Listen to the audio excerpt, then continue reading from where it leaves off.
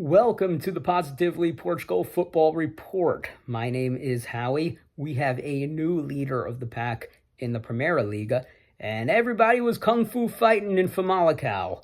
We'll talk about that in just a little bit, but first, the 8 games out of the possible 9 that actually did get played. We had Aruca going down to Portimão and beating Portimonense 2-1, continuing their fine run of form. Porto and Rio Ave, a scoreless draw in Porto. Porto had 24 shots and just not the kind of team you want to drop points to. Rio Ave was in 16th place going into that game. They were in the relegation playoffs, so horrible day for the Dragons. On Sunday, we had Vitória bouncing back and beating Vizela 1-0.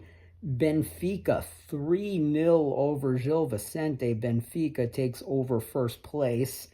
We had Chaves and Firenze playing to a 1-1 draw. Estoril knocked off Estrela 1-0.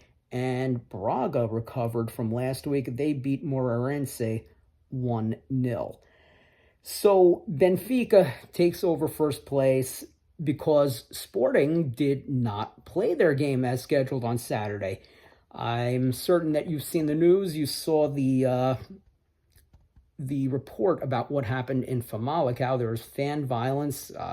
It was kind of outside the stadium, but whether it was outside or inside, it doesn't really matter because Famalicão Stadium holds 5,307 spectators.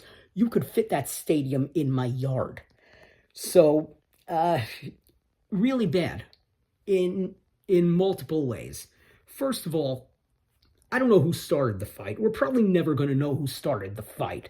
All I can say is, 6 people get injured outside of a stadium that small.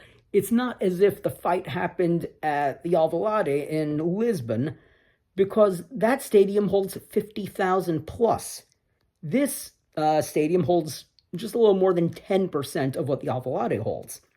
So when you have 6 people get injured in a place that small, everybody sees it. It's very, very bad optics. Now, again, we're never going to know who started this fight.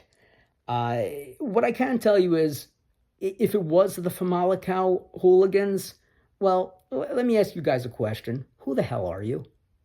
I mean, there's nobody who does not really follow the Portuguese league that knows who Famalicão is. You guys should just be happy to be there, okay? Your stadium holds 5,307 people. Just be happy that you're there. For the Sporting hooligans, what the hell are you thinking? You idiots. Your game is on a Saturday, and yes, although it could have been rescheduled for the next day, public safety came into question because there is a strike of the police force in Vila Nova de Famalicão, or maybe not necessarily a totally organized strike, but it was semi-organized. A lot of them used sick time on that day.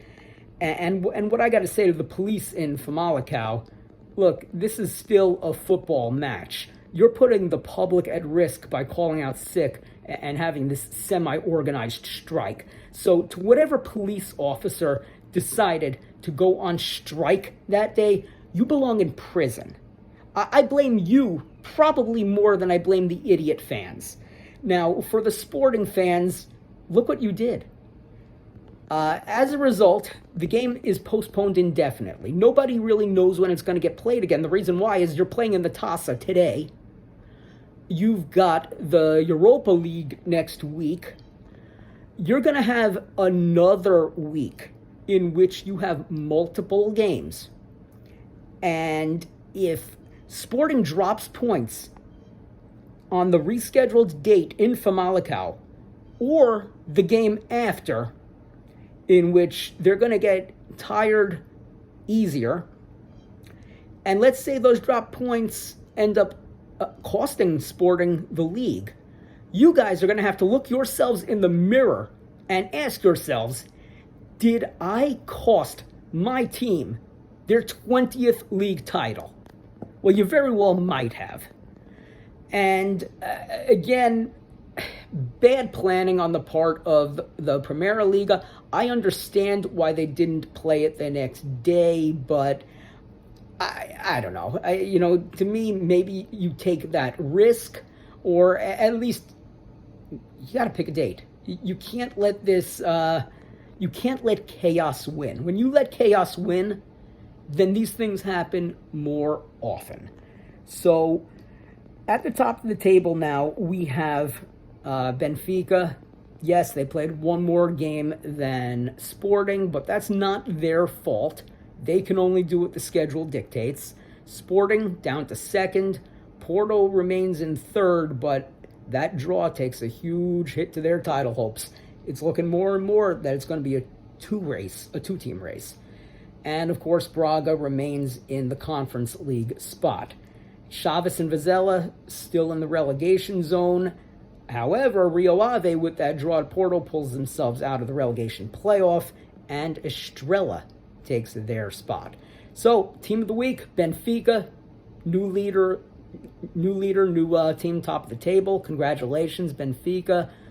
You did very well. You took care of business. We have a four-way tie for biggest loser. Obviously, Sporting and Famalicão. Not on the players. Obviously, they didn't have anything to do with that. But when something like that happens, it's the club as a whole that takes a huge L. Porto joins them in that four-way tie, and of course, Estrela. So, hopefully round 21 has a little bit less controversy. Until next time, my name is Howie. Thank you for watching.